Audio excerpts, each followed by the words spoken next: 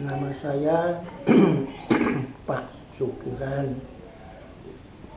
Rumah saya di Dusun Sambiroto Lor, umumnya di Desa Sambiroto, dan usia saya sekitar 73 bahkan lebih.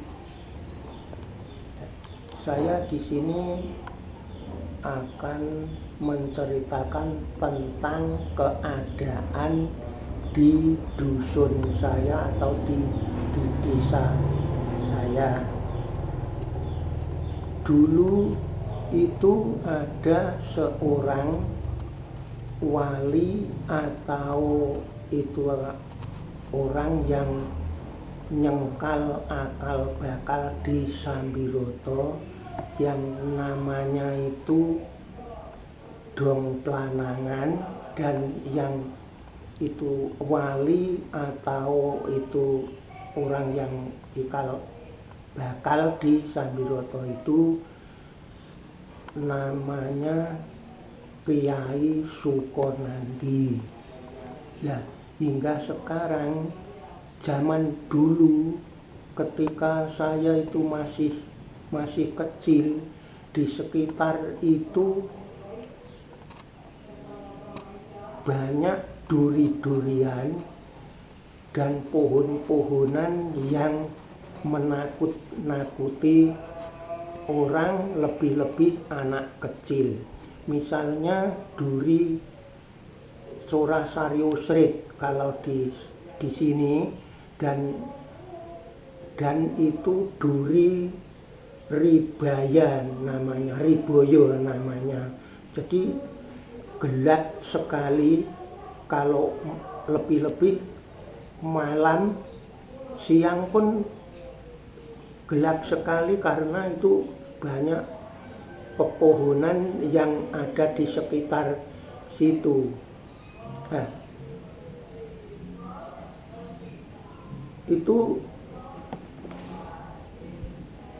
dulu Pak, dulu itu ada, berhubung itu ya keramat sekali, itu orang di lain desa, misalnya dari daerah Jogja itu kan ke situ minta kaya atau minta agar supaya penjualannya atau dagangan itu agar supaya laris begitu.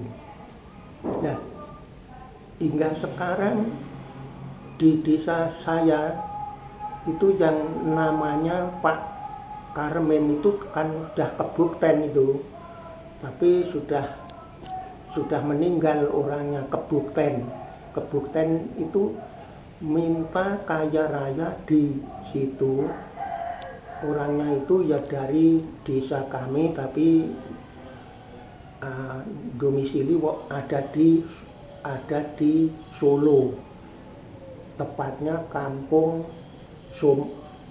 Somoyudan. Dulu itu kan sehabis meminta di situ agar menjadi orang kaya, itu ya jadi orang kaya sekali. Misalnya jadi juragan yang besar, penjualannya itu mamer dan apa saja ke luar negeri dulu. Malahan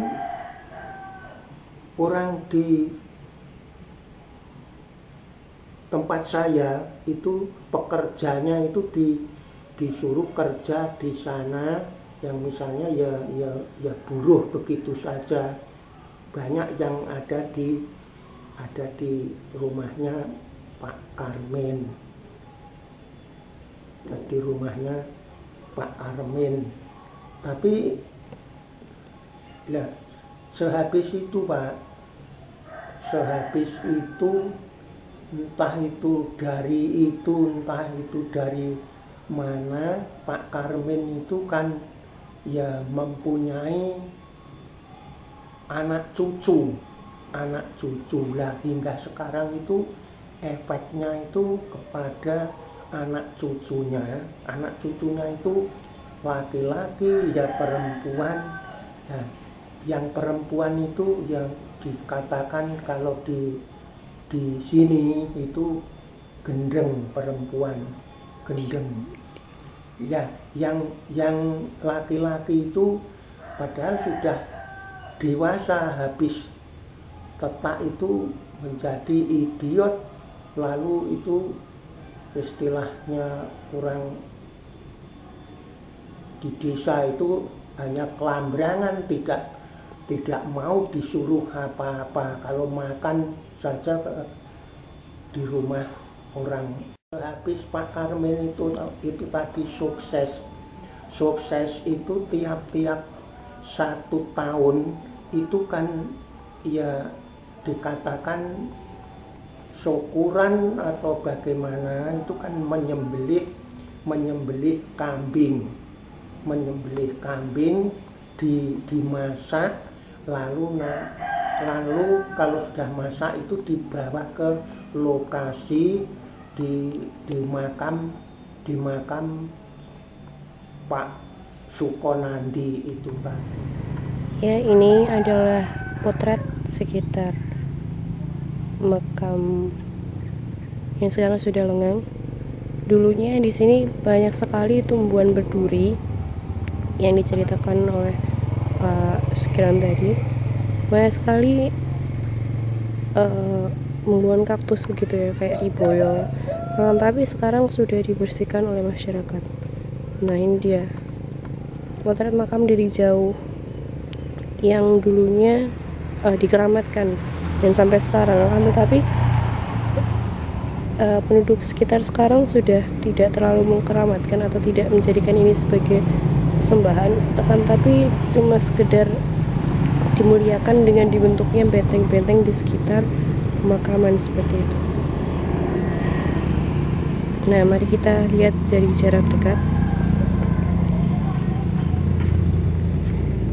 Sebenarnya di kompleks pemakaman ini tidak terlalu lapang gitu ya. Dan di sini di sampingnya itu adalah lapangan yang biasanya tempat dijadikannya sarana bermain anak-anak. Nah, sekarang kita lihat potret makamnya dari dekat. Nah, di sanalah tempat makam yang dikeramatkan pada zaman dulu. Kita lihat sekitarnya sangat lengang sekali. Nah, guna dari benteng-benteng ini adalah untuk sebagai benteng yang dijadikan batas dari pemakam ini, agar tempat ini tidak dijadikan sebagai sarana bermain untuk anak-anak seperti itu ya. Karena bisa kita lihat di luarnya tadi adalah lapangan yang biasa dijadikan tempat untuk bermain anak-anak atau sepak bola seperti itu. Nah, gunanya benteng ini adalah sebagai pemisah agar mereka tidak mengganggu atau tidak merusak sarana dari sejarah ini. Sampai sekarang makam ini masih dirawat, walaupun di sekitarnya masih sangat ditumbuhi oleh rumputan seperti itu. Tapi ini cukup terawat begitu ya. Nah, inilah salah satu peninggalan animisme di Desa Sambiroto, Kecamatan Prajimantoro yang ada di Wonogiri, seperti itu. Sebaiknya kita terus melestarikan walaupun kita tidak lagi memuja karena kita sudah mempunyai agama seperti itu. Tapi peninggalan sejarah ini sangat penting sebagai pengingat kita bahwa kita memiliki sejarah yang patut kita jaga sampai sekarang.